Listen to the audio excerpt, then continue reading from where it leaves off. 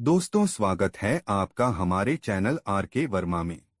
स्त्री का विश्वास कह स्त्रीणा विश्वसे नरः। दोस्तों, अतिशय कामिनी स्त्री का विश्वास न करें। एक स्थान पर एक ब्राह्मण और उसकी पत्नी बड़े प्रेम से रहते थे, किंतु ब्राह्मणी का व्यवहार ब्राह्मण के कुटुंबियों से अच्छा नहीं था। परिवार में कलह रहता था। प्रतिदिन की कलह से मुक्ति पाने के लिए ब्राह्मण ने मां बाप भाई बहन का साथ छोड़कर पत्नी को लेकर दूर देश में जाकर अकेले घर बसाकर रहने का निश्चय किया। यात्रा लंबी थी।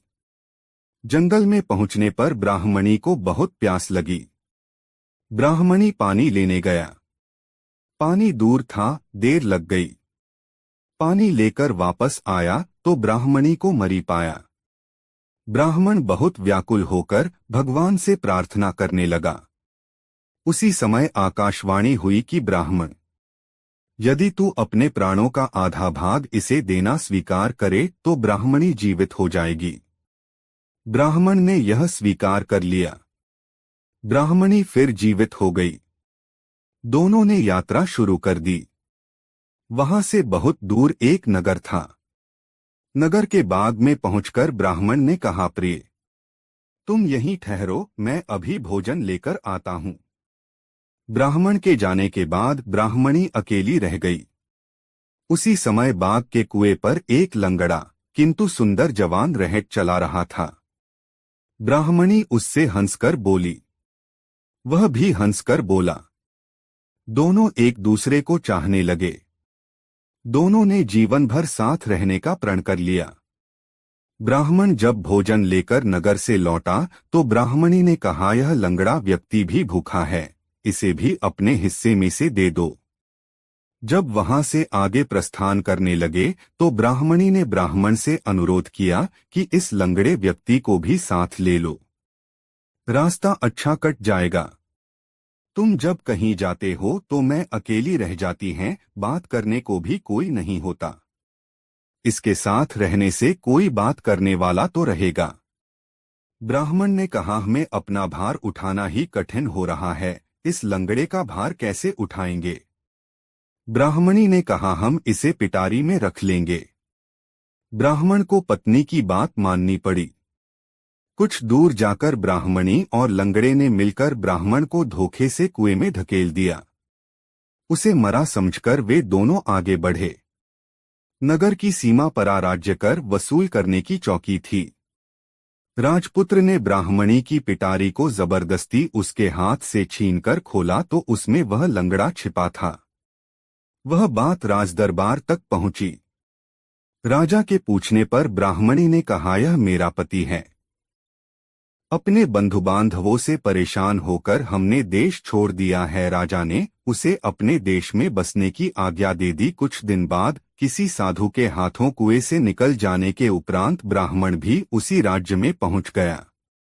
ब्राह्मणी ने जब उसे वहां देखा तो राजा से कहा कि यह मेरे पति का पुराना वैरी है, इसे यहां से निकाल दिया जाए या मरवा दिया जाए। राजा ने उसका वध करने की आज्ञा दे दी। ब्राह्मण ने आज्ञा सुनकर कहा, दे, इस स्त्री ने मेरा कुछ लिया हुआ है, वह मुझे दिलवा दिया जाए। राजा ने ब्राह्मणी को कहा, देवी, तूने इसका कुछ लिया हुआ है, सब दे दे। ब्राह्मणी बोली, मैंने कुछ भी नहीं लिया। ब्राह्मण ने याद दिलाया, तूने मेरे प्राणों का आधा भाग लिया हुआ है। सभी देवता इसके साक्षी हैं। ब्राह्मणी ने देवताओं के भय से वह भाग वापस करने का वचन दे दिया, किंतु वचन देने के साथ ही वह मर गई। ब्राह्मण ने सारा वृत्तांत राजा को सुना दिया। भाग्यहीन नर पावत नाही, नैवा भोगन समश्नुते, कर्तलगत्मपि नश्यति तु भवितव्यता नास्ति, नैवा भोगन अर्थस्योपार्जन कृत्वा कृत्वा। भाग्य में न हो तो हाथ में आए धन का भी उपभोग नहीं होता। एक नगर में सोमिलक नाम का एक जुलाहा रहता था। विविध प्रकार के रंगीन और सुंदर वस्त्र बनाने के बाद भी उसे भोजन वस्त्र मात्र से अधिक धन कभी प्राप्त नहीं होता था। अन्य जुलाहे मोटा सादा कपड़ा बुनते हुए धनी हो गए थे।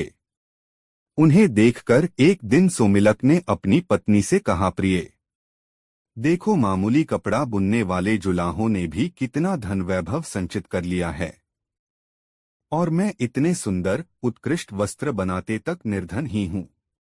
प्रतीत होता है यह स्थान मेरे लिए भाग्यशाली नहीं है, अतः विदेश जाकर धनोपार्जन करूंगा। सोमिलन पत्नी ने कहा, प्रियतम, विदेश में धनोपार्जन की कल्पना मिथ्या स्वप्न से अधिक नहीं।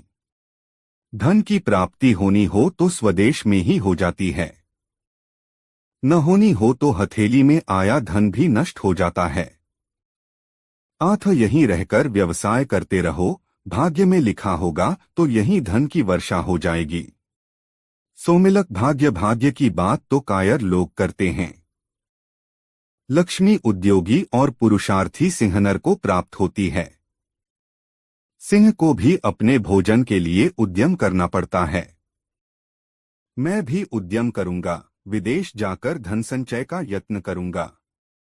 यह कहकर सोमिलक वर्धमानपुर चला गया। वहां 3 वर्षों में अपने कौशल से 300 सोने की मुहरें लेकर वह घर की ओर चल दिया। रास्ता लंबा था। आधे रास्ते में ही दिल ढल गया, शाम हो गई। आसपास कोई घर नहीं था। एक मोटे वृक्ष की शाखा के ऊपर चढ़कर रात बिताई।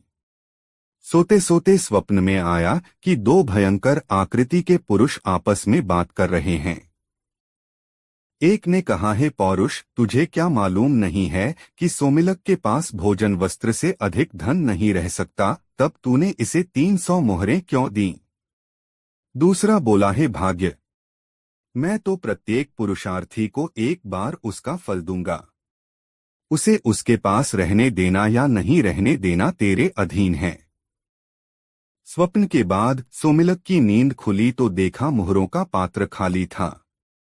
इतने कष्टों से संचित धन के इस तरह लुप्त हो जाने से सोमिलक बड़ा दुखी हुआ और सोचने लगा, अपनी पत्नी को कौन सा मुख दिखाऊंगा, मित्र क्या कहेंगे। यह सोचकर वह फिर वर्धमान को ही वापस आ गया। वहां दिन रात घोर परिश्रम करके उसने वर्ष भर में ही 500 मुहरें जमा कर लीं। उन्हें लेकर वह घर की ओर आ रहा था कि आधे रास्ते रात पड़ गई। इस बार वह सोने के लिए ठहरा नहीं, चलता ही गया। किंतु चलते चलते ही उसने फिर दोनों पौरुष और भाग्य को पहले की तरह बातचीत करते सुना। भाग्य ने फिर वही बात कही, है पौरुष, क्या तुझे मालूम नहीं कि सोमिलक के पास भोजन वस्त्र से अधिक धन नहीं रह सकता, तब तूने 500 मुहरें क्यों दी? पौरुष ने वहीं उत्तर दिया, है भाग्य, मैं तो प्रत्येक व्यवसायी को एक बार उसका फल दूंगा ही, इससे आगे तेरे अधीन है, उसके पास रहने दे या छीन ले। इस बातचीत के बाद सोमिलक ने जब अपनी मुहरों वाली गठरी देखी तो वह मुहरों से खाली थी। इस तरह 2 बार खाली हाथ होकर सोमिलक का मन बहुत दुखी हुआ।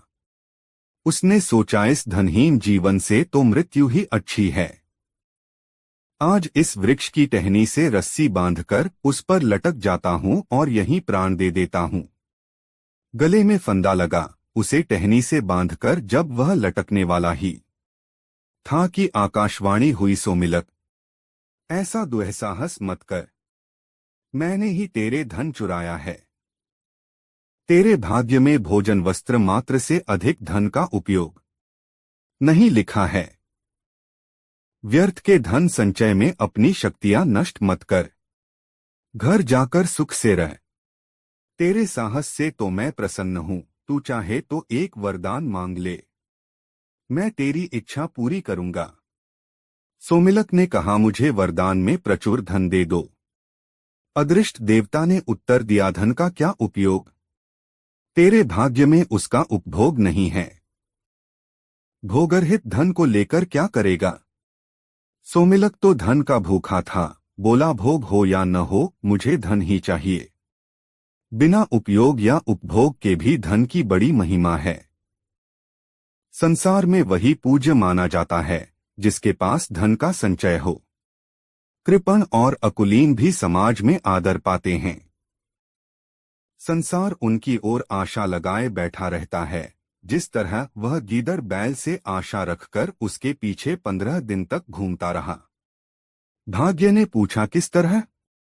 सोमिलक ने फिर बैल और गीदड़ की यह कहानी सुनाई। मूर्ख मंडली। सर्व व मूर्ख मंडलम। अचानक हाथ में आए धन को अविश्वासवश छोड़ना मूर्खता है। उसे छोड़ने वाले मूर्ख मंडल का कोई उपाय नहीं।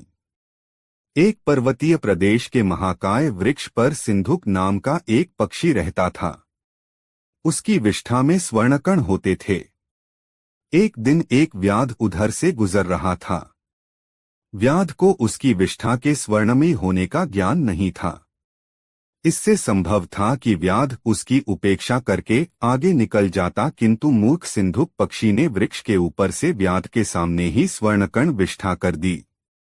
उसे देख व्याध ने वृक्ष पर जाल फैला दिया और स्वर्ण के लोभ में उसे पकड़ लिया। उसे पकड़कर व्याध अपने घर ले आया। वहां उसे पिंजरे में रख लिया। लेकिन दूसरे ही दिन उसे यह डर सताने लगा कि कहीं कोई आदमी पक्षी की विष्ठा के स्वर्णमय होने की बात राजा को बता देगा तो उसे राजा के सम्मुख दरबार में पेश होना पड़ेगा। संभव है राजा उसे दंड भी दें। इस भय से उसने स्वयं राजा के सामने पक्षी को पेश कर दिया। राजा ने पक्षी को पूरी सावधानी के साथ रखने की आज्ञा निकाल दी। किंतु राजा के मंत्री ने राजा को सलाह दी कि इस व्याध की मूर्खतापूर्ण बात पर विश्वास करके उपहास का पात्र न बने। कभी कोई पक्षी भी स्वर्णमयी विष्ठा दे सकता है। उसे छोड़ दीजिए। राजा ने मंत्री की सलाह मानकर उसे छोड़ दिया।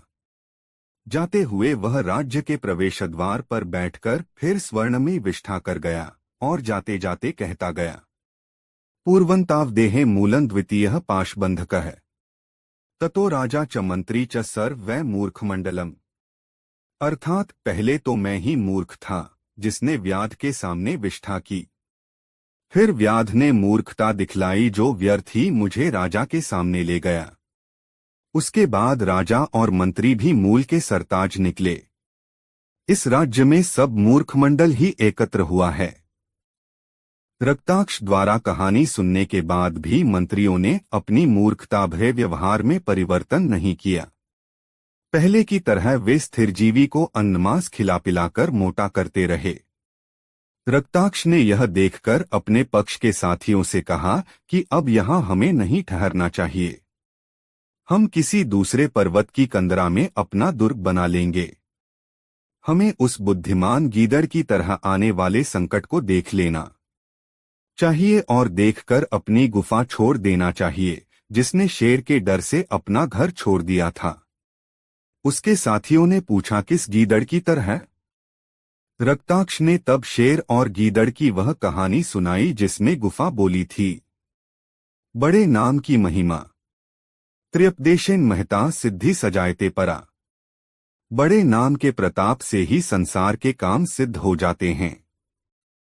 एक वन में चतुर्दंत नाम का महाकाय हाथी रहता था। वह अपने हाथी दल का मुखिया था। बरसों तक सूखा पड़ने के कारण वहां के सब झील, तलैया, ताल सूख गए और पेड़ मुरझा गए। सब हाथियों ने मिलकर अपने गजराज चतुर्दंत को कहा कि हमारे बच्चे भूख प्यास से मर गए, जो शेष हैं मरने वाले हैं। इसलिए जल्दी ही किसी बड़े तालाब की खोज की जाए।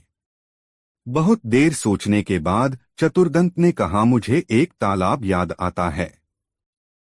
वह पातालगंगा के जल से सदा भरा रहता है। चलो वहीं चलें। 5 रात की लंबी यात्रा के बाद सब हाथी वहां पहुंचे। तालाब में पानी था। दिन भर पानी में खेलने के बाद हाथियों का दल शाम को बाहर निकला। तालाब के चारों ओर खरगोशों के अनगिनत बिल थे। उन बिलों से जमीन पोली हो गई थी। हाथियों के पैरों से वे सब बिल टूट फूट गए। बहुत से खरगोश भी हाथियों के पैरों से कुचल गए। किसी की गर्दन टूट गई, किसी का पैर टूट गया। बहुत से मर भी गए। हाथियों के वापस चले जाने के बाद उन बिलों में रहने वाले क्षतविक्षत लहूलुहान खरगोशों ने मिलकर एक बैठक की। उसमें स्वर्गवासी खरगोशों की स्मृति में दोहक प्रकट किया गया तथा भविष्य के संकट का उपाय सोचा गया। उन्होंने सोचा, आसपास अन्यत्र कहीं जल न होने के कारण ये हाथी अब हर रोज इसी तालाब में आया करेंगे और उनके बिलों को अपने पैरों से रौंदा करेंगे। इस प्रकार 2-4 दिनों में ही सब खरगोशों का वंश नाश हो जाएगा। हाथी का स्पर्श ही इतना भयंकर है जितना सांप का सूंघना, राजा का हंसना और मानिनी का मान। इस संकट से बचने का उपाय सोचते सोचते एक ने सुझाव रखा, हमें इस स्थान को छोड़कर अन्य देश में चले जाना चाहिए। यह परित्याग ही सर्वश्रेष्ठ नीति है। एक का परित्याग परिवार के लिए, परिवार का गांव के लिए, गांव का शहर के लिए और संपूर्ण पृथ्वी का परित्याग अपनी रक्षा के लिए करना पड़े तो भी कर देना चाहिए। किंतु दूसरे खरगोश ने कहा, हम तो अपने पिता पितामह की भूमि न छोड़ेंगे। कुछ ने उपाय सुझाया कि खरगोशों की ओर से एक चतुर दूत हाथियों के दलपति के पास भेजा जाए। वह उससे यह कहे कि चंद्रमा में जो खरगोश बैठा है उसने हाथियों को इस तालाब में आने से मना किया है। चंद्रमा स्थित खरगोश की बात को वह मान जाए। बहुत विचार के बाद लंबकर्ण नाम के खरगोश को दूत बनाकर हाथियों के पास भेजा गया। लंबकर्ण तालाब के रास्ते में एक ऊंचे टीले पर बैठ और जब हाथियों का झुंड वहां आया तो वह बोला, यह तालाब चांद का अपना तालाब है, यहां मत आया करो। गजराज तू कौन है? लंबकर्ण, मैं चांद में रहने वाला खरगोश हूं। भगवान चंद्र ने मुझे तुम्हारे पास यह कहने के लिए भेजा है कि इस तालाब में तुम न आया करो। गजराज ने कहा, जिस भगवान चंद्र का संदेश लाए हो वह इस समय कहाँ है? लंबकर्ण, इस समय वे तालाब में हैं। कल तुमने खरगोशों के बिलों का नाश कर दिया था, आज वे खरगोशों की विनती सुनकर यहां आए हैं। उन्होंने मुझे तुम्हारे पास भेजा है। गजराज, ऐसा ही है तो मुझे उनके दर्शन करा दो, मैं उन्हें प्रणाम करके वापस चला जाऊंगा। लंबकर्ण अकेले गजराज को लेकर तालाब के किनारे पर गया। तालाब में चांद की छाया पड़ रही थी। गजराज ने उसे ही चांद समझकर प्रणाम किया और लौट पड़ा। उस दिन के बाद कभी हाथियों का दल तालाब के किनारे नहीं आया। कहानी समाप्त होने के बाद कौवे ने कहा, यदि तुम उल्लू जैसे नीच, आलसी, कायर, व्यसनी और पीठ पीछे कटुभाषी पक्षी को राजा बनाओगे तो शशकपिंजल की तरह नष्ट हो जाओगे। पक्षियों ने पूछा, कैसे? कौवे ने कहा, सुनो, शरणागत को दुत्कारो नहीं। भूतान यो नानुगृह्णा स्यात् मनः शरणागतान्। भतार्थास्तस्य नश्यन्ति हंसाः पद्मवने यथा। जो शरणागत जीव पर दया नहीं करते उन पर दैव की भी दया नहीं रहती। एक नगर में चित्ररथ नाम का राजा रहता था। उसके पास एक पद्मसर नाम का तालाब था। राजा के सिपाही उसकी रखवाली करते थे। तालाब में बहुत से स्वर्णमय हंस रहते थे। प्रति 6 महीने बाद वे हंस अपना एक पंख उतार लेते थे। कुछ दिन बाद वहां एक बहुत बड़ा स्वर्ण पक्षी आ गया। हंसों ने उस पक्षी से कहा कि तुम तालाब में मत रहो, हम इस तालाब में प्रति 6 मास बाद सोने का एक पंख देकर रहते हैं। मूल्य देकर हमने यह तालाब किराए पर ले रखा है। पक्षी ने हंसों की बात पर कान नहीं दिए। दोनों में संघर्ष चलता रहा। एक दिन वह पक्षी राजा के पास जाकर बोला, महाराज, ये हंस कहते हैं कि यह तालाब उनका है, राजा का नहीं। राजा उनका कुछ बिगाड़ नहीं सकता। मैंने उनसे कहा कि तुम राजा के प्रति अपमान भरे शब्द मत कहो, किंतु वे न माने। राजा कानों का कच्चा था। उसने पक्षी के कथन को सत्य मानकर तालाब के स्वर्णमय हंसों को मारने के लिए अपने सिपाहियों को भेज दिया। हंसों ने जब सिपाहियों को लाठियां लेकर तालाब की ओर आते देखा तो वे समझ गए कि अब इस स्थान पर रहना उचित नहीं। अपने वृद्ध नेता की सलाह से वे उसी समय वहां से उड़ गए। स्वजनों को यह कहानी कहने के बाद हरिदत्त शर्मा ने फिर क्षेत्रपाल सांप की पूजा का विचार किया। दूसरे दिन पहले की तरह दूध लेकर वल्मीक पर पहुंचा और सांप की स्तुति प्रारंभ की। सांप बहुत देर बाद वल्मीक से थोड़ा बहुत निकलकर ब्राह्मण से बोला, ब्राह्मण, अब तू पूजा भाव से नहीं बल्कि लोभ से यहाँ आया है। अब तेरा मेरा प्रेम नहीं हो सकता। तेरे पुत्र ने जवानी के जोश में मुझ पर लाठी प्रहार किया, मैंने उसे डस लिया। अब न तो तू ही पुत्रवियोग के दुख को भूल सकता है और न ही मैं लाठी प्रहार के कष्ट को भुला सकता हूँ। यह कहकर वह एक बहुत बड़ा हीरा देकर अपने बिल में घुस गया और जाते हुए कह गया कि आगे कभी इधर आने का कष्ट न करना। यह कहानी कहने के बाद रक्ताक्ष ने कहा, इसलिए मैं कहता था कि एक बार टूटकर जुड़ी हुई प्रीति कभी स्थिर नहीं रहती। रक्ताक्ष से सलाह लेने के बाद उलूकराज ने दूसरे मंत्री क्रूराक्ष से सलाह ली कि स्थिरजीवी का क्या किया जाए।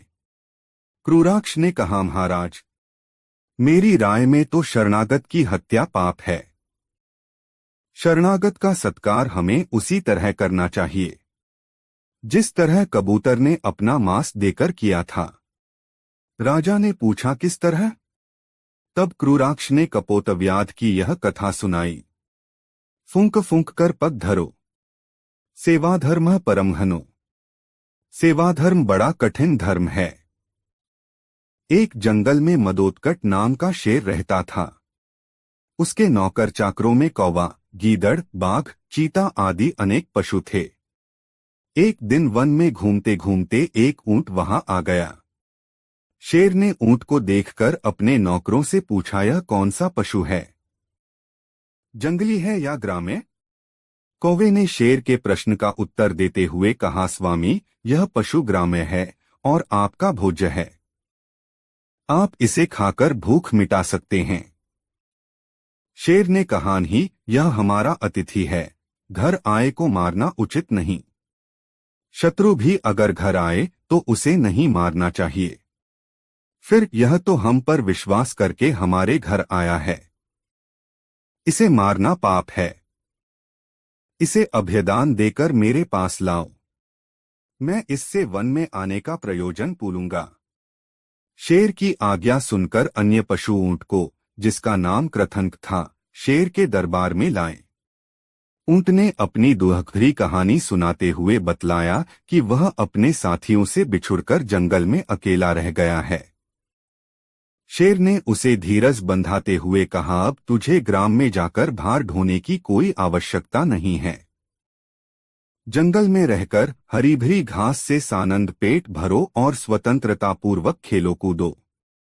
शेर का आश्वासन मिलने पर ऊंट जंगल में आनंद से रहने लगा। कुछ दिन बाद उस वन में एक मतवाला हाथी आ गया। मतवाले हाथी से अपने अनुचर पशुओं की रक्षा करने के लिए शेर को हाथी से युद्ध करना पड़ा।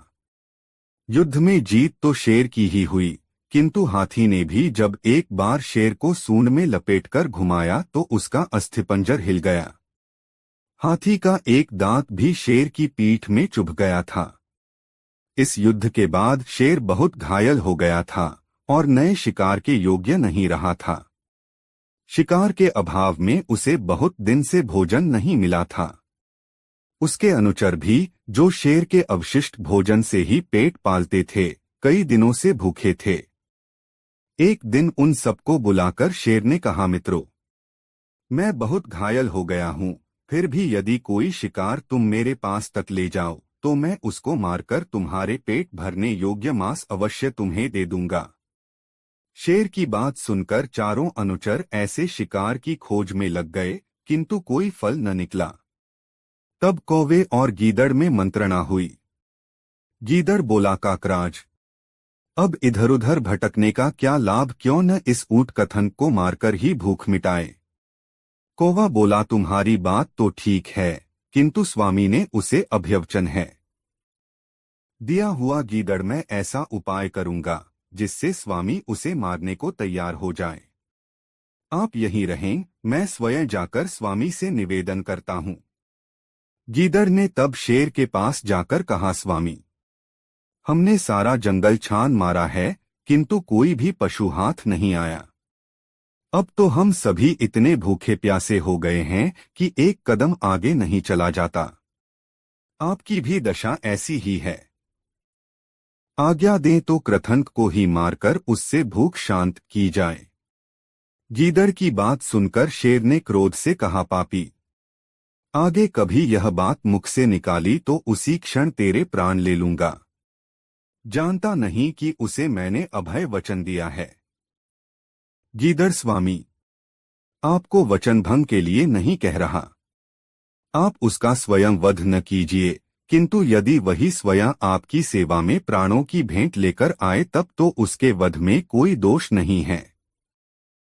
यदि वह ऐसा नहीं करेगा तो हम में से सभी आपकी सेवा में अपने शरीर की भेंट लेकर आपकी भूख शांत करने के लिए आएंगे। जो प्राण स्वामी के काम न आए उनका क्या उपयोग। स्वामी के नष्ट होने पर अनुचर स्वयं नष्ट हो जाते हैं। स्वामी की रक्षा करना उनका धर्म है। मदरोत्कट, यदि तुम्हारा यही विश्वास है तो मुझे इसमें कोई आपत्ति नहीं। शेर से आश्वासन पाकर गीदड़ अपने अन्य अनुचर साथियों के पास आया और उन्हें लेकर फिर शेर के सामने उपस्थित हो गया। वे सब अपने शरीर के दान से स्वामी की भूख शांत करने आए थे। गीदड़ उन्हें यह वचन देकर लाया था कि शेर शेष सब पशुओं को छोड़कर ऊंट को ही मारेगा। सबसे पहले कौवे ने शेर के सामने जाकर कहा, स्वामी, मुझे खाकर अपनी जान बचाइए, जिससे मुझे स्वर्ग मिले। स्वामी के लिए प्राण देने वाला स्वर्ग जाता है, वह अमर हो जाता है। गीदड़ ने कौवे से कहा, रे कौवे, तू इतना छोटा है कि तेरे खाने से स्वामी की भूख बिल्कुल शांत नहीं होगी। तेरे शरीर में मांस ही कितना है जो कोई खाएगा। मैं अपना शरीर स्वामी को अर्पण करता हूँ। गीदड़ ने जब अपना शरीर भेंट किया तो बाघ ने उसे हटाते हुए कहा, तू भी बहुत छोटा है। तेरे नख इतने बड़े और विषैले हैं कि जो खाएगा उसे जहर चढ़ जाएगा, इसीलिए तू अभक्ष्य है। मैं अपने को स्वामी को अर्पण करूंगा। मुझे खाकर वे अपनी भूख शांत करें। उसे देखकर कृतंक ने सोचा कि वह भी अपने शरीर को अर्पण कर दे। जिन्होंने ऐसा किया था उसमें से शेर ने किसी को भी नहीं मारा था, इसलिए उसे भी मरने का डर नहीं था। यही सोचकर कृतंक ने भी आगे बढ़कर बाघ को एक ओर हटा दिया और अपने शरीर को शेर को अर्पण किया। तब शेर का इशारा पाकर गीदड़, चीता, बाघ आदि पशु ऊंट पर टूट पड़े और उसका पेट फाड़ डाला। सबने उसके मांस से अपनी भूख शांत की। संजीवक ने दमनक से कहा, भी मैं कहता हूं कि छलकपट से भरे वचन सुनकर किसी को उन पर विश्वास नहीं करना चाहिए, और यह कि राजा के अनुचर जिसे मरवाना चाहें उसे किसी न किसी उपाय से मरवा ही देते हैं। निस्संदेह किसी नीच ने मेरे विरुद्ध राजा पिंगलक को उकसा दिया है। अब दमनक भाई, मैं एक मित्र के नाते तुझसे पूछता हूं कि मुझे क्या करना चाहिए। दमनक, मैं तो समझता हूं कि ऐसे स्वामी की सेवा का कोई लाभ नहीं है। अच्छा है कि तुम यहां से जाकर किसी दूसरे देश में घर बनाओ। ऐसी उल्टी राह पर चलने वाले स्वामी का परित्याग करना ही अच्छा है। संजीवक, दूर जाकर भी अब छुटकारा नहीं है। बड़े लोगों से शत्रुता लेकर कोई कहीं शांति से नहीं बैठ सकता।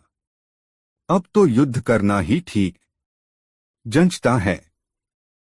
युद्ध में एक बार ही मौत मिलती है, किंतु शत्रु से डरकर भागने वाला तो प्रतिक्षण चिंतित रहता है।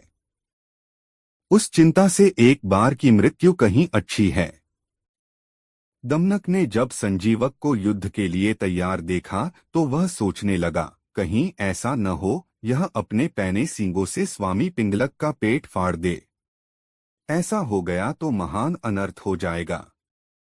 इसीलिए वह फिर संजीवक को देश छोड़कर जाने की प्रेरणा करता हुआ बोला, मित्र, तुम्हारा कहना भी सच है, किंतु स्वामी और नौकर के युद्ध से क्या लाभ। विपक्षी बलवान हो तो क्रोध को पी जाना ही बुद्धिमत्ता है। बलवान से लड़ना अच्छा नहीं, अन्यथा उसकी वही गति होती है जो टिटहरे से लड़कर समुद्र की हुई थी। संजीवक ने पूछा, कैसे? दमनक ने तब टिटहरे की यह कथा सुनाई। दोस्तों, वीडियो को एक लाइक जरूर करें। परस्य पीडन कुर्वन् स्वार्थ सिद्धि च पंडितः गूढ़ बुद्धिर्न लक्ष्मेत वने चतुर को यथा। स्वार्थ साधन करते हुए कपट से भी काम लेना पड़ता है।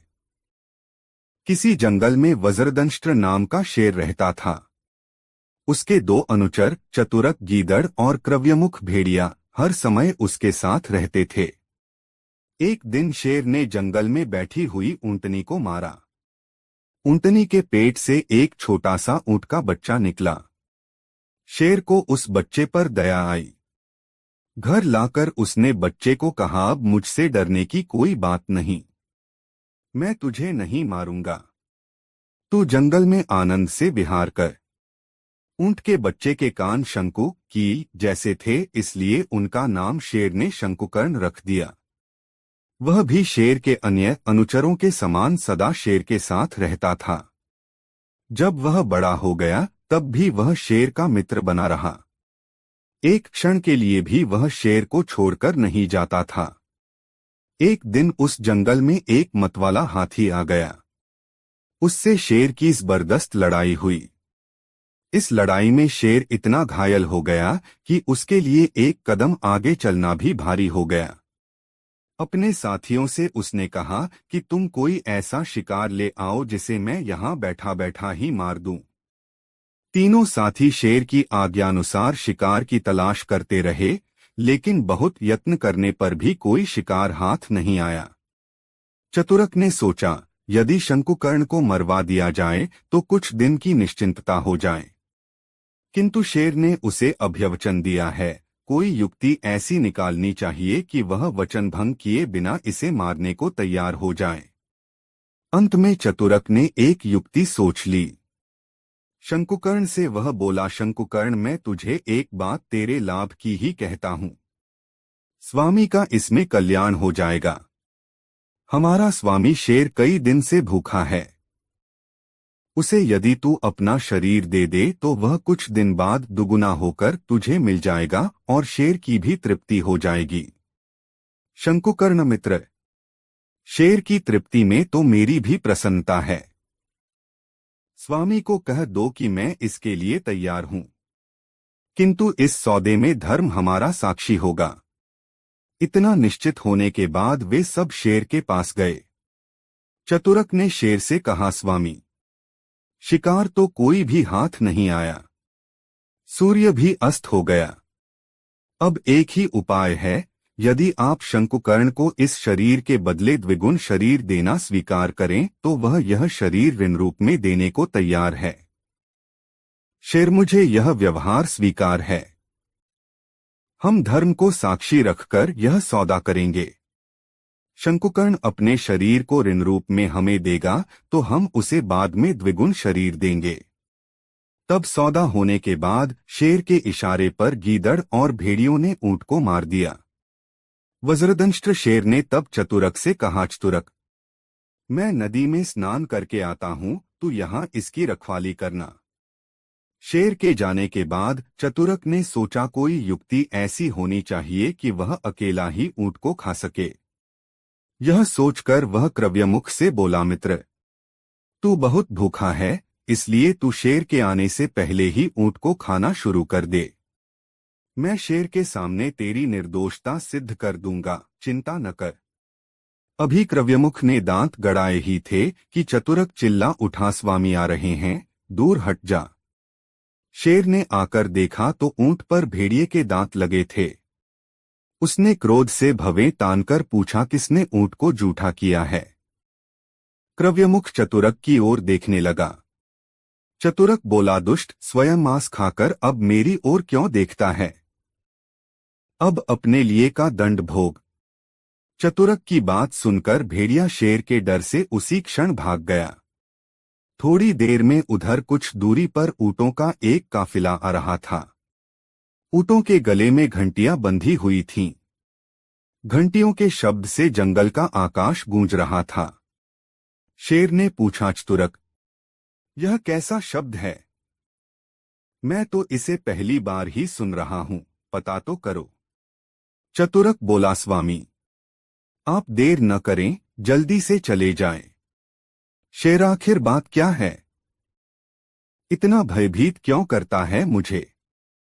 चतुरक, स्वामी, यह ऊंटों का दल है। धर्मराज आप पर बहुत क्रुद्ध हैं। आपने उनकी आज्ञा के बिना उन्हें साक्षी बनाकर अकाल में ही ऊंट के बच्चे को मार डाला है। अब वह 100 ऊंटों को, जिनमें शंकुकर्ण के पुरखे भी शामिल हैं, लेकर आपसे बदला लेने आया है।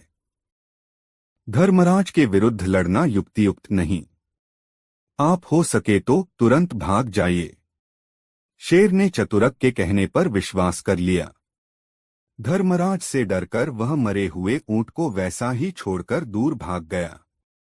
दमनक ने यह कथा सुनाकर कहा, इसलिए मैं तुम्हें कहता हूं कि स्वार्थ साधन में छलबल सबसे काम लें।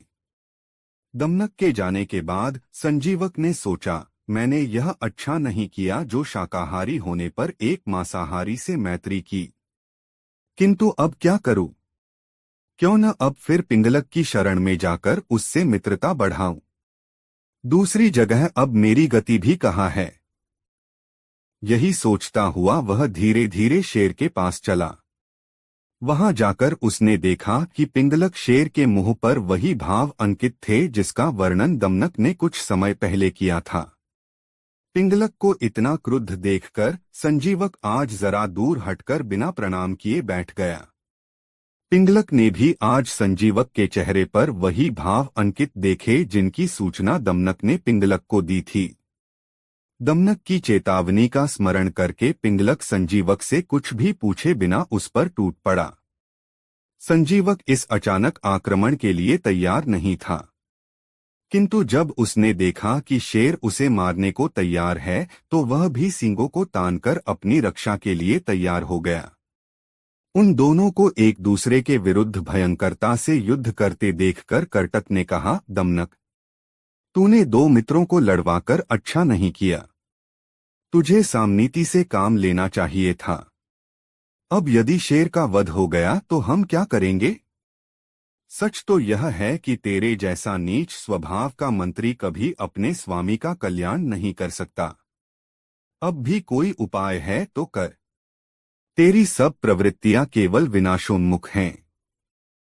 जिस राज्य का तू मंत्री होगा वहां भद्र सज्जन व्यक्तियों का प्रवेश ही नहीं होगा। अथवा अब तुझे उपदेश देने का क्या लाभ? उपदेश भी पात्र को दिया जाता है। तू उसका पात्र नहीं है, तुझे उपदेश देना व्यर्थ है। अन्यथा कहीं मेरी हालत भी सूचीमुख चिड़ियों की तरह न हो जाए। दमनक ने पूछा, सूचीमुख चिड़िया कौन थी? कर्टक ने तब सूचीमुख चिड़िया की यह कहानी सुनाई।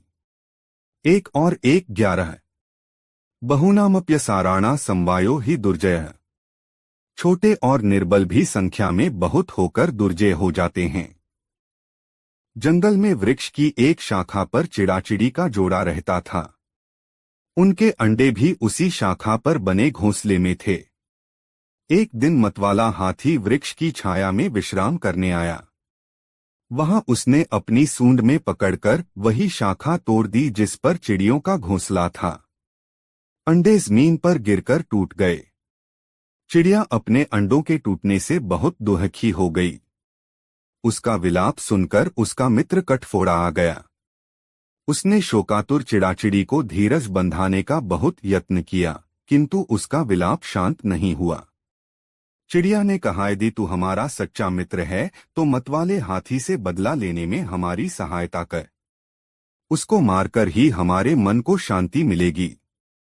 कटफोड़ ने कुछ सोचने के बाद कहा, यह काम हम दोनों का ही नहीं है। इसमें दूसरों से भी सहायता लेनी पड़ेगी।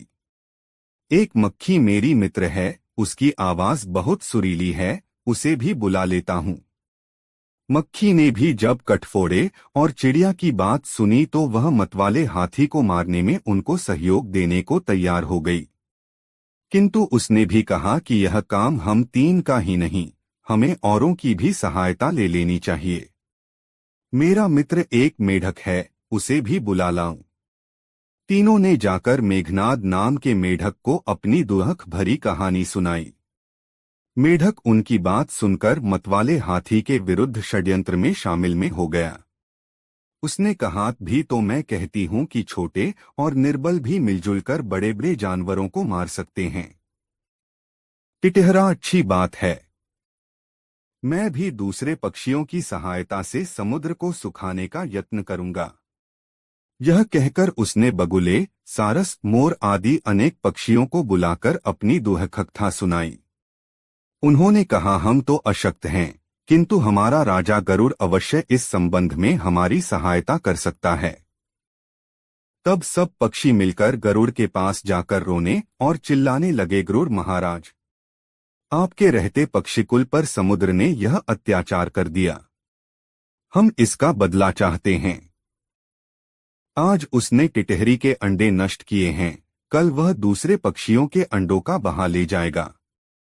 इस अत्याचार की रोकथाम होनी चाहिए, अन्यथा संपूर्ण पक्षिकुल नष्ट हो जाएगा। गरुड़ ने पक्षियों का रोना सुनकर उनकी सहायता करने का निश्चय किया। उसी समय उसके पास भगवान विष्णु का दूत आया। उस दूत द्वारा भगवान विष्णु ने उसे सवारी के लिए बुलाया था। गरुड़ ने दूत से क्रोधपूर्वक कहा कि वह विष्णु भगवान को कह दे कि वे दूसरी सवारी का प्रबंध कर लें। दूत ने गरुड़ के क्रोध का कारण पूछा तो गरुड़ ने समुद्र के अत्याचार की कथा सुनाई। दूत के मुख से गरुड़ के क्रोध की कहानी सुनकर भगवान विष्णु स्वयं गरुड़ के घर गए। वहां पहुंचने पर गरुड़ ने प्रणाम पूर्वक विनम्र शब्दों में कहा, भगवान, आपके आश्रय का अभिमान करके समुद्र ने मेरे साथी पक्षियों के अंडों का अपहरण कर लिया है। इस तरह मुझे भी अपमानित किया है। मैं समुद्र से इस अपमान का बदला लेना चाहता हूं। भगवान विष्णु बोले, गरुड़, तुम्हारा क्रोध युक्तियुक्त है। समुद्र को ऐसा काम नहीं करना चाहिए था। चलो, मैं समुद्र से उन अंडों को वापस लेकर टिटहरी को दिलवा देता हूं। उसके बाद हमें अमरावती जाना है। तब भगवान ने अपने धनुष पर आग्नेय बाण को चढ़ाकर समुद्र से कहा, दुष्ट, अभी सब उन अंडों को वापस दे दे, नहीं तो तुझे क्षण भर में सुखा दूंगा। भगवान विष्णु के भय से समुद्र ने उसी क्षण अंडे वापस दे दिए।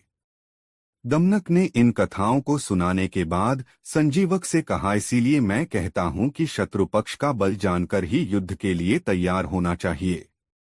संजीवक, दमनक, यह बात तो सच है, किंतु मुझे यह कैसे पता लगेगा कि पिंगलक के मन में मेरे लिए हिंसा के भाव हैं। आज तक वह मुझे सदा स्नेह की दृष्टि से देखता रहा है। उसकी वक्रदृष्टि का मुझे कोई ज्ञान नहीं है। मुझे उसके लक्षण बतला दो तो मैं उन्हें जानकर आत्मरक्षा के लिए तैयार हो जाऊंगा। दमन को उन्हें जानना कुछ भी कठिन नहीं है। यदि उसके मन में तुम्हें मारने का पाप होगा तो उसकी आंखें लाल हो जाएंगी, भवें चढ़ जाएंगी और वह होठों को चाटता हुआ तुम्हारी ओर क्रूर दृष्टि से देखेगा। अच्छा तो यह है कि तुम रातों रात चुपके से चले जाओ। आगे तुम्हारी इच्छा। यह कहकर दमनक अपने साथी कर्टक के पास आया। कर्टक ने उससे भेंट करते हुए पूछा, खो दमनक, कुछ सफलता मिली तुम्हें अपनी योजना में? दमनक, मैंने तो नीतिपूर्वक जो कुछ भी करना उचित था कर दिया, आगे सफलता दैव के अधीन है। पुरुषार्थ करने के बाद भी यदि कार्य सिद्धि न हो तो हमारा दोष नहीं। कर्ट, तेरी क्या योजना है? किस तरह नीतियुक्त काम किया है तूने? मुझे भी बता। कर्ट, मैंने झूठ बोलकर दोनों को एक दूसरे का ऐसा बैरी बना दिया है कि वे भविष्य में कभी एक दूसरे का विश्वास नहीं करेंगे। कर्ट, क्या तूने अच्छा नहीं किया मित्र। दो स्नेही हृदयों में द्वेष का बीज बोना बुरा काम है। दमन, कर्टक, तू नीति की बातें नहीं जानता, तभी ऐसा कहता है। संजीवक ने हमारे मंत्रिपद को हथिया लिया। वह हमारा शत्रु था। शत्रु को परास्त करने में धर्म नहीं देखा जाता। आत्मरक्षा सबसे बड़ा धर्म है। स्वार्थ साधन ही सबसे महान कार्य है। स्वार्थ साधन करते हुए कपटनीति से ही काम लेना चाहिए, जैसे चतुरक ने लिया था। कर्टक ने पूछा कैसे? दमनक ने तब चतुरक, गीदड़ और शेर की यह कहानी सुनाई। बिना विचारे जो करे, अपरीक्ष्य न कर्तव्य कर्तव्य सुपरीक्षितम, पश्चात भवति संतापो ब्राह्मण्या न कुलाद्य यथा। अपरीक्षित काम का परिणाम बुरा होता है। एक बार देवशर्मा नाम के ब्राह्मण के घर जिस दिन पुत्र का जन्म हुआ, उसी दिन उसके घर में रहने वाली नकुली ने भी एक नेवले का जन्म दिया। देवशर्मा की पत्नी बहुत दयालु स्वभाव की स्त्री थी। उसने उस छोटे नेवले को भी अपने पुत्र के समान ही पाला पोसा और बड़ा किया। यह नेवला सदा उसके पुत्र के साथ खेलता था। दोनों में बड़ा प्रेम था।